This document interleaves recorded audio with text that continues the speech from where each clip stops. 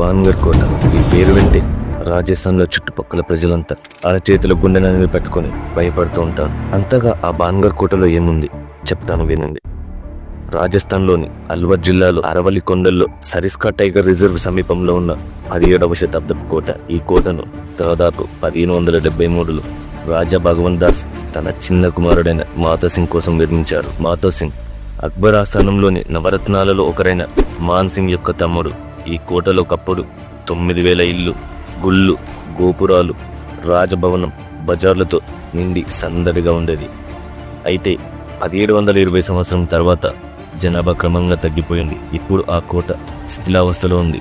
దీని నిర్మాణ సౌందర్యం, చుట్టూ ఉన్న అరవలి కొండలు దీన్ని పర్యాటక ఆకర్షణగా మార్చాయి. కానీ దీని భయానక కథలు దీన్ని మరింత ప్రసిద్ధి చేశాయి. భాన్గర్ కోటను భారతదేశంలో అత్యంత భయానక ప్రదేశంగా పిలుస్తారు. దీని చుట్టూ 2 ప్రధాన శాప కథలు ప్రచారంలో ఉన్నాయి. ఇది నేను చెప్తుంది కాదు, ఆ చుట్టుపక్కల ప్రజలంతా చెప్తున్న కథే ఈ భాన్గర్ కోట రహస్యం. అందులో మొదటిది గురు బాలునాథ్ శాపం. కోట నిర్మాణానికి ముందు గురు బాలునాథ్ అనే సాధువు ఈ ప్రాంతంలో తపస్సు చేసేవాడు. రాజా భగవంత్ దాస్ కోట నిర్మాణానికి ఆ సాధువు దగ్గరికి వెళ్ళి అనుమతి కోరాడు. అయితే ఆ సాధువు ఒక షరతు విధించాడు. కోట లేదా దాని నిర్మాణాల నీడ నా ఇంటి పైన పడకూడదని. అయితే మాతోసింగ్ వారసుడు చతర్ సింగ్ లేదా అజబ్ సింగ్ అని పిలుస్తారు. సాధు మాటలు అసలు లెక్క చేయకుండా ఆ కోటను చాలా ఎత్తుగా నిర్మించాడు. ఆ ఎత్తుగా నిర్మించడం వల్ల ఆ నిర్మాణం నీడ సాధువు ఇంటిపై పడింది.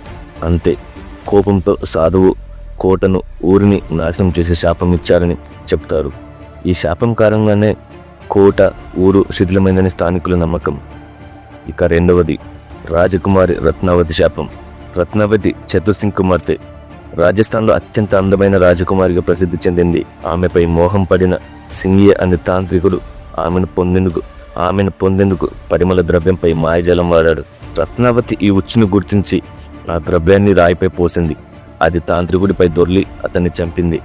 మరణించే ముందు తాంత్రికుడు కోటను, ఊరిని నాశనం చేసి శాపం ఇచ్చాడని ఇంకొందరు చెప్తున్నారు.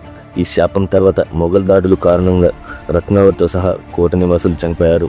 ఊరు నిర్మానుష్యమైందని కథనం. అయితే ఆర్కియాలజికల్ సర్వే ఆఫ్ ఇండియా సూర్యాస్తమయం తర్వాత సూర్యోదయానికి ముందు కోటలోకి ప్రవేశాన్ని నిషిద్ధమించింది. ఎందుకంటే రాత్రిపూట అతీంద్రియ కార్యకలాపాలు, అతీంద్రియ శక్తులు తిరుగుతున్నాయని అక్కడి ప్రజలు నమ్ముతున్నారు. రాత్రిపూట ఆ కోటలోకి ప్రవేశించాడు. అంతే, అతనికి చల్లని గాలులు తగడం మొదలయ్యాయి. అతని గుండె వేగం పెరిగింది. వింత వింత శబ్దాలు వినబడడం మొదలయ్యాయి. ఎవరో వెంటాడుతున్నట్టు అనిపించింది. ఆత్మలో సంచారం వంటి అనుభవాలని